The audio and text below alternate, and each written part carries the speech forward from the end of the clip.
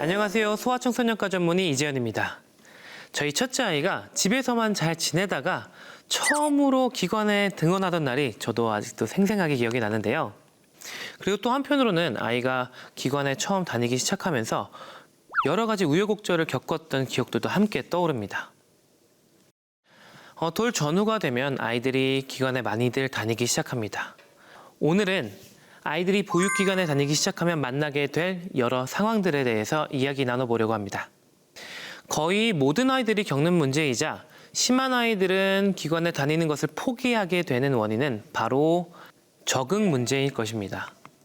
태어나서 첫 1년의 시간을 양육자와 깊은 애착을 쌓아오며 자라오던 아이가 그 애착의 대상과 헤어지는 일은 굉장히 큰 사건입니다. 그렇기에 아이들이 기관 생활에 적응하려면 시간과 노력이 필요한 것입니다. 그래서 기관에서도 처음에는 적응 기간을 두어서 등원 시간을 점차 늘려가는 방식으로 접근을 하죠. 아이들이 기관에 적응하면서 받는 스트레스는 보육기관에서 울고 힘들어하는 모습으로만 끝나지 않고 집에 와서까지도 여러 가지 증상을 통해 표현합니다. 기관 문 앞에서 엄마와 헤어지기 싫다고 울고 떼쓰기도 하고요. 집에서 나가기 싫다고 떼쓰기도 하고, 기관에서는 소변을 안 보거나 아니면 잘 하원을 했는데 막상 집에 와서 불안한 마음이 계속 있어서 양육자와 떨어지지 않으려고 꼭 붙잡고 울기도 합니다. 이렇게 적응에 어려움을 표현하는 것은 굉장히 자연스럽다고도 할 수 있습니다. 우리 어른들도 새로운 곳으로 직장을 옮기거나 새로운 동네로 이사를 갈 때 불편한 기분을 느끼잖아요.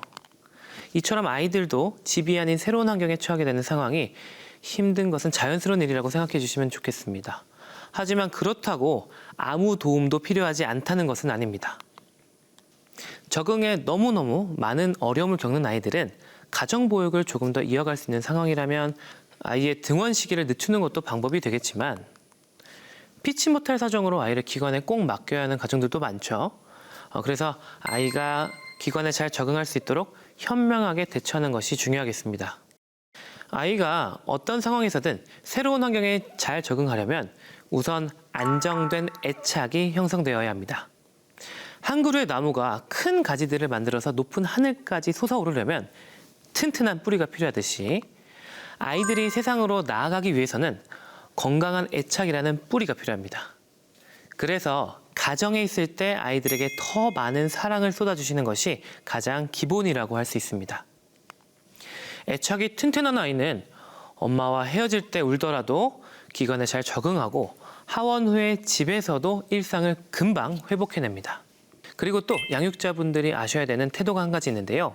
아이를 기관에 맡길 때 그 앞을 떠나지 못하고 불안해하시는 경우가 있는데요. 이런 경우 아이도 그 불안을 그대로 옮겨받아서 여기는 나한테 안 좋은 곳이야 하는 인식이 생겨서 적응에 더 어려움을 겪을 수밖에 없습니다. 아이와의 약속을 지키고 오히려 담대한 모습을 보여주신다면 아이들은 며칠이 지나지 않아서 기관에 대한 안정감을 찾을 수 있을 것입니다. 아이들이 처음 보는 사람에게 낯가림을 하고 그 사람에게 익숙해지려면 시간이 필요한 것처럼 기관에 적응하는 아이에게도 충분한 시간이 필요할 수 있습니다. 충분한 사랑과 아이가 결국 해낼 것이라는 믿음을 가지고 계신다면 머지않아 기관에서 환하게 웃으며 노는 아이의 모습도 지켜보실 수 있을 겁니다. 아이들이 기관에 다니기 전에 가정보육을 하는 동안에는 사람이 많은 곳에 가지 않는 이상 아이들이 아플 일이 잘 없습니다. 특히 형제가 없는 외동인 아이들은 다른 사람과의 접촉이 많지 않기 때문에 전염성 질환에 잘 걸리지 않는데요. 생활하다 보면 어쩔 수 없이 다양한 전염성 질환에 감염이 될 수밖에 없습니다. 가장 흔하게 고생하는 질환은 감기겠죠. 기관에 다니면서 아이가 콧물을 달고 살아요 라고 푸념하시는 분들이 정말 많습니다. 감기라는 질병의 치료에 있어서 가장 중요한 것은 약을 먹는 것이라고 생각하는 분들이 많으신데요. 사실 약보다 더 중요한 게 물을 잘 먹는 게 감기 치료에 더 도움이 됩니다. 아이들은 감기에 걸리게 되면 입맛이 떨어져서 잘 안 먹기도 하고 목이 부어서 아파서 안 먹기도 하죠.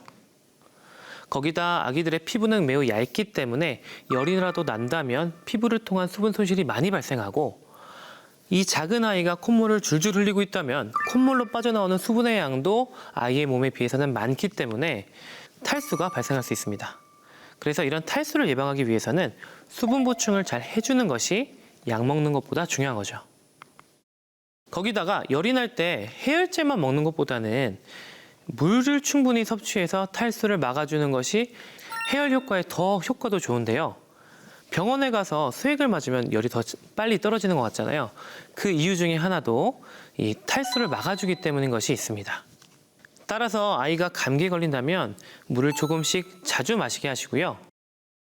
수분이 많은 음식이나 과일류를 준비해서 아이의 회복을 도와주세요. 감기 말고도 장염도 아이들이 많이 고생하는 질환 중에 하나인데요.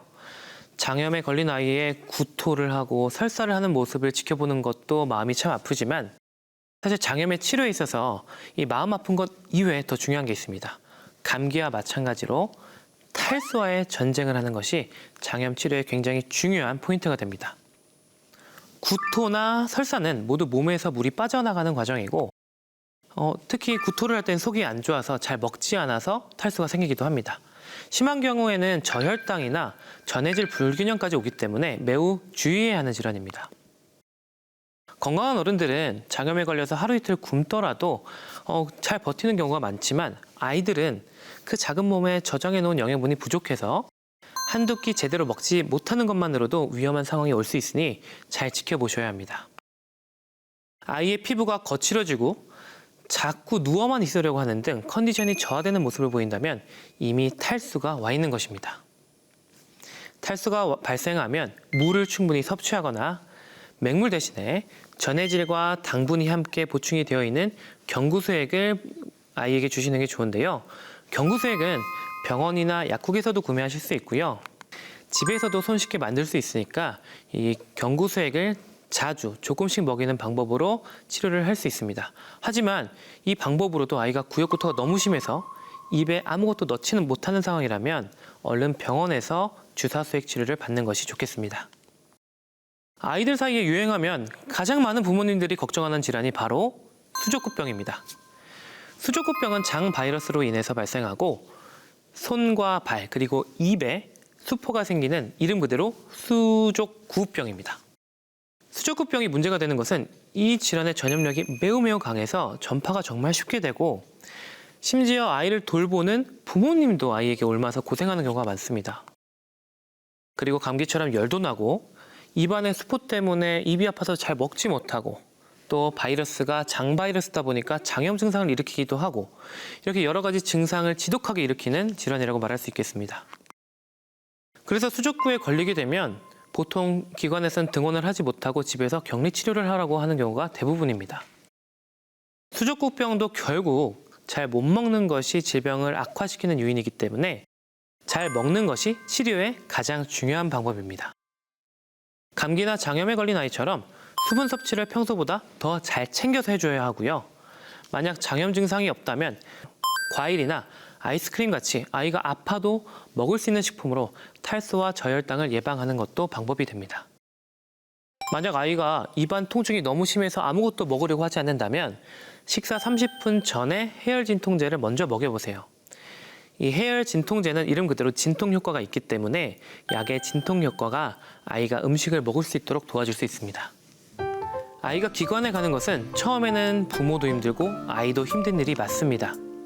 하지만 아이가 집이 아닌 곳에서 사회생활을 언젠가는 해야 하고요. 또 아이들은 아프면서 면역력을 얻고 더욱 튼튼해지는 측면도 있습니다. 그러기에 아이가 기관에 다니면서 생기는 여러 가지 힘든 일들이 언젠가는 꼭 거쳐야 하는 과정이라고 생각하시면 마음이 조금은 편해지시리라 생각이 됩니다. 모두들 앞으로 생길 수 있는 위기 상황들도 현명하게 잘 극복하실 수 있기를 저도 함께 응원하겠습니다.